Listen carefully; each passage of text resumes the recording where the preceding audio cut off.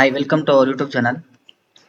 ಈ ವಿಡಿಯೋದಲ್ಲಿ ನಾವು ಪಿಪ್ಸ್ ಅಂದ್ರೇನು, ಅದು ಯಾವ್ಯಾವ ತರ ಕ್ಯಾಲ್ಕುಲೇಟ್ ಮಾಡಬೇಕು, ಎಷ್ಟೋ ಜನಕ್ಕೆ ಬೇಸಿಕ್ ಕೂಡ ಗೊತ್ತಿರಲಿಲ್ಲ. ನನಗೆ ಕೂಡ ಸ್ಟಾರ್ಟ್ ಮಾಡಿದಾಗ ಪಿಪ್ಸ್ ಅಂತ ಹೇಳ್ತಿರೋ, ಬಟ್ ಅದನ್ನ ಕ್ಯಾಲ್ಕುಲೇಟ್ ಮಾಡೋಕ್ಕೆ ಅರ್ಥ ಆಗ್ತಿರಲಿಲ್ಲ. ದೆನ್ ಅದನ್ನ ಯಾವ್ಯಾವ ತರ ಮೂವ್ಮೆಂಟ್, ಎಷ್ಟು ಮೂವ್ಮೆಂಟ್ ಆದರೆ ಎಷ್ಟು ಪಿಪ್ಸ್ ಅಂತ ಅದು ನಂಗೆ ಕೂಡ ಐಡೆಂಟಿಫೈ ಮಾಡೋಕೆ ಆಗ್ತಿರಲಿಲ್ಲ.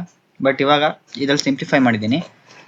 ಪಿಪ್ಸ್ ಅಂದರೆ ನಾನು ಆಲ್ರೆಡಿ ನನ್ನ ಫಾರೆಕ್ಸ್ ಟ್ರೇಡಿಂಗ್ ಇಂಟ್ರೊಡಕ್ಷನ್ ಇನ್ ಕನ್ನಡ ಅಂತ ಮಾಡಿದ್ದೀನಿ. ಅದರಲ್ಲಿ ಹೇಳಿದ್ದೀನಿ ಪಿಪ್ಸ್ ಅಂದ್ರೆ ಏನು ಅಂತ. ಬಟ್ ಅದರಲ್ಲಿ ಇನ್ ಡೆಪ್ತ್ ಆಗೋಗಿಲ್ಲ, ಸುಮ್ಮನೆ ಒಂದು ಮೇಲ್ಗೆ ಫುಲ್ ಒಂದು ಸ್ವಲ್ಪ ಕವರ್ ಮಾಡಿದ್ದೆ. ಬಟ್ ಇವಾಗ ಇನ್ ಡೆಪ್ತ್ ಅಲ್ಲಿ ಹೋಗೋಣ.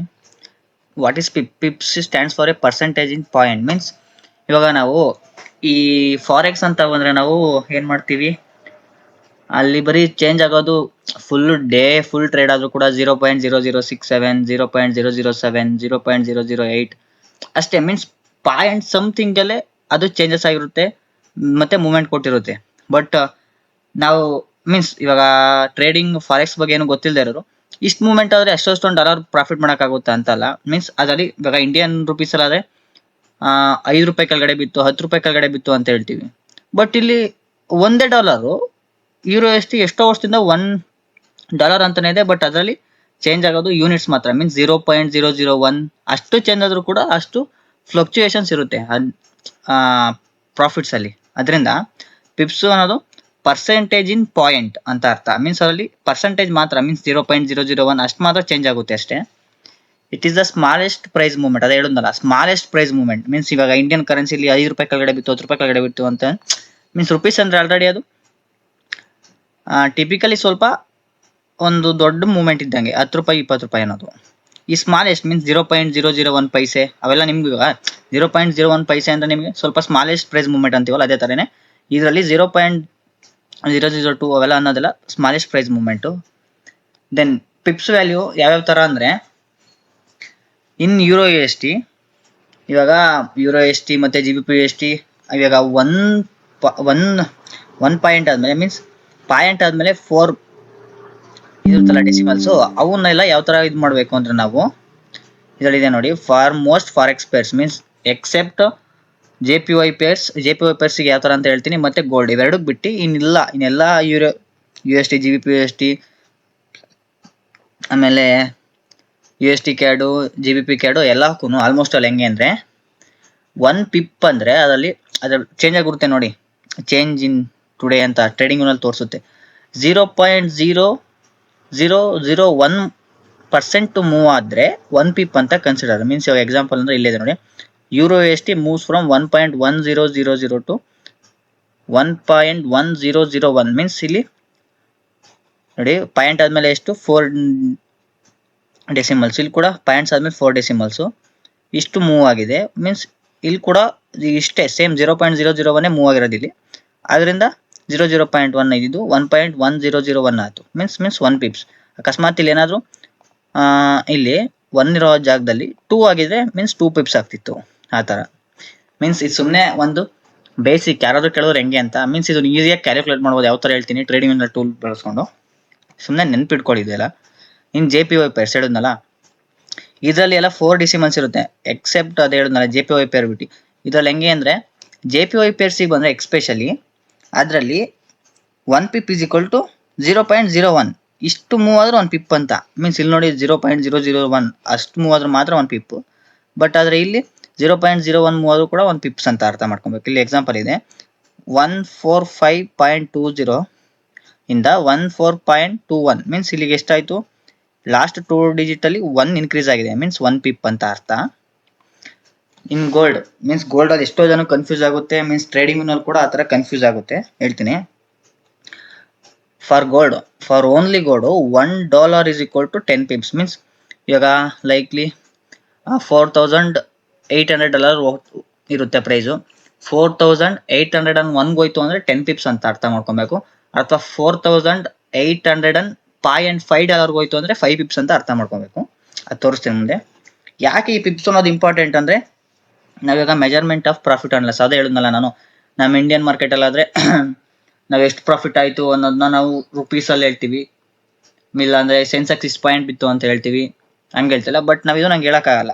ಮೀನ್ಸ್ ಇದು small percentage of price move ಅಲ್ಲ, ನಾವು ಇಷ್ಟು ಪಾಯಿಂಟ್ಸ್ ಅಂತ ಹೇಳಕ್ಕಾಗಲ್ಲ. ಅದರಿಂದ ಏನ್ ಮಾಡ್ಬೇಕು, ಪಿಪ್ಸ್ನ ನಾವು ಯೂಸ್ ಮಾಡ್ತೀವಿ, ಅಲ್ಲಿ ಪಾಯಿಂಟ್ಸ್ ಅಂತ ಯೂಸ್ ಮಾಡ್ತೀವಲ್ಲ, ಈ ಸೆನ್ಸೆಕ್ಸ್ ಇಷ್ಟು ಪಾಯಿಂಟ್ ಬಿತ್ತು, but in forex trading we use pips as a points measure profit and loss.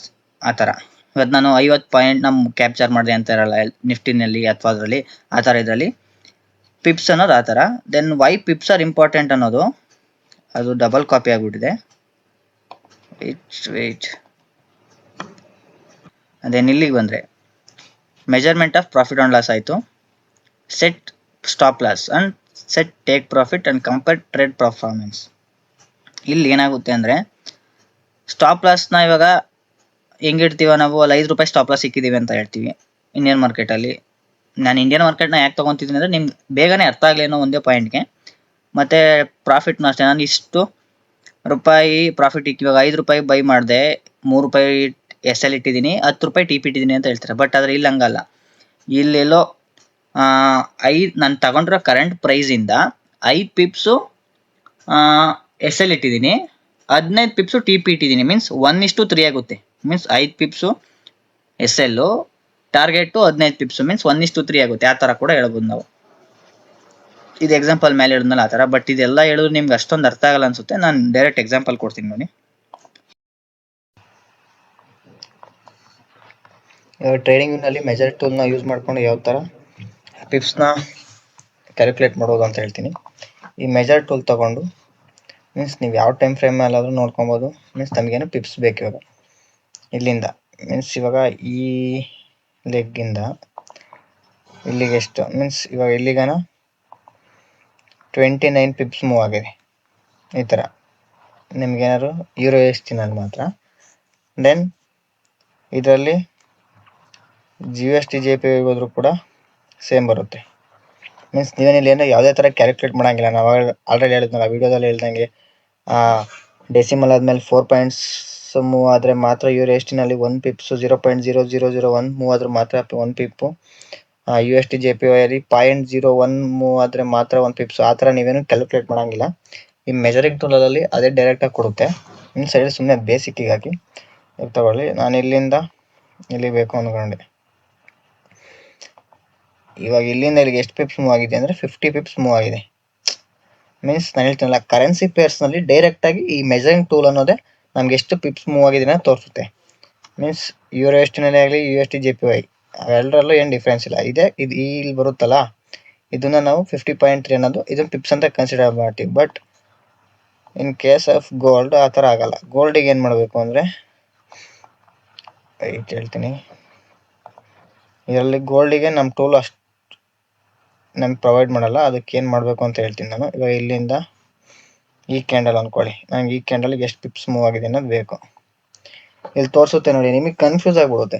Means ಇವಾಗ 45.330 ಅನ್ನೋದು ಐತಿ ಆ ಕಡೆ. ಈ ಕಡೆ ಇಲ್ಲಿ ನಾರ್ಮಲಾಗಿ ನೋಡಿದ್ರೆ ನೀವು ಇಷ್ಟು ನಾವು ಕರೆನ್ಸಿ ಪೇರ್ಸಲ್ಲಿ ನೋಡ್ಕೊಂಡಂಗಾದ್ರೆ 4553 ಅನ್ನೋದನ್ನೇ ನಾವು ಏನು ಮಾಡ್ತೀವಿ, ನಾವು ಕರೆನ್ಸಿ ಪೇರ್ ಪಿಪ್ಸ್ ಅನ್ಕೊಂಡ್ಬಿಡ್ತೀವಿ. ಬಟ್ ಆ ಥರ ಅಲ್ಲ, ಇದು ಕೂಡ ಈ ಪಿಪ್ಸ್ ಅಲ್ಲ, ಇದು ಕೂಡ ಪಿಪ್ಸ್ ಅಲ್ಲ. ನಿಮಗೆ ಪಿಪ್ಸ್ ಬೇಕು ಅಂದರೆ ಏನು ಮಾಡಬೇಕು ಅಂದರೆ ಈ ರೈಟ್ ಸೈಡಲ್ಲಿರೋ 4553ನ ನೀವು ಮಲ್ಟಿಪ್ಲೈ ಮಾಡಬೇಕು.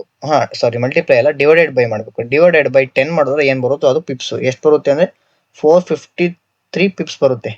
ಮೀನ್ಸ್ 453 ಪಿಪ್ಸು. ನಿಮಗೆ ಇದನ್ನ ಡಿವೈಡೆಡ್ ಮಾಡೋಕ್ಕೆ ಬರಲಿಲ್ಲ ಅಂದರೆ ಬಿಟ್ಟಾಕ್ಬಿಡಿ. ಇದು 45.33 ಅಂದಲ್ಲ, ಇದೇನು ಅಂದರೆ ಇಲ್ಲಿಂದ $45.33 ಹೋಗಿದೆ. ಸರಿನಾ? ನಾನು ಹೇಳಿದ್ದೆ $1 is equal to 10 ಪಿಪ್ಸ್ ಅಂತ ಹೇಳಿದೆ. ಇದಕ್ಕೆ ಮಲ್ಟಿಪ್ಲೈ ಮಾಡಿ. ನಿಮಗೆ ಇದು ಡಿವೈಡ್ ಮಾಡೋಕ್ಕೆ ಕಷ್ಟ ಆಯಿತು ಅಂದರೆ 45.330 ಇರೋದಕ್ಕೆ ಇಂಟು 10 ಮಾಡಿ. ಯಾಕೆಂದರೆ 45 ಮೀನ್ಸ್ ಅದು ಅಷ್ಟು ಡಾಲರ್ ಮೂವ್ ಆಗಿದೆ. Means $1 is equal to 10 pips. Means ಹಾಗೆ ಅರ್ಥ ಮಾಡ್ಕೊಳ್ಳಿ. 45 ಇಂಟು 10 ಅಂದರೆ 450 ಪಿಪ್ಸ್ ಆ್ಯಂಡ್ ಸಮಥಿಂಗ್ ಬರುತ್ತೆ 330ಗೆ. ಇದನ್ನು ಡಿವೈಡ್ ಆದರೂ ಮಾಡ್ಬೋದು, 10ಇಂದ ಮಾಡೋದು ನಮಗೆ ಪಿಪ್ಸ್ ಸಿಗುತ್ತೆ. ಇದನ್ನು ಇಂಟು 10 ಮಾಡಿದ್ರು ನಮಗೆ ಪಿಪ್ಸ್ ಸಿಗುತ್ತೆ. ಈ ಥರ ನಾವು ಫಾರೆಕ್ಸಲ್ಲಿ ಪಿಪ್ಸ್ನ ನಾವು ಐಡೆಂಟಿಫೈ ಮಾಡ್ಬೋದು. ಇನ್ನೇನಾದರೂ ಡೌಟ್ಸ್ ಇದ್ದರೆ ಕಮೆಂಟ್ ಸೆಕ್ಷನಲ್ಲಿ ಹಾಕಿ, ನಾನು ರಿಪ್ಲೈ ಮಾಡ್ತೀನಿ. ಥ್ಯಾಂಕ್ಸ್.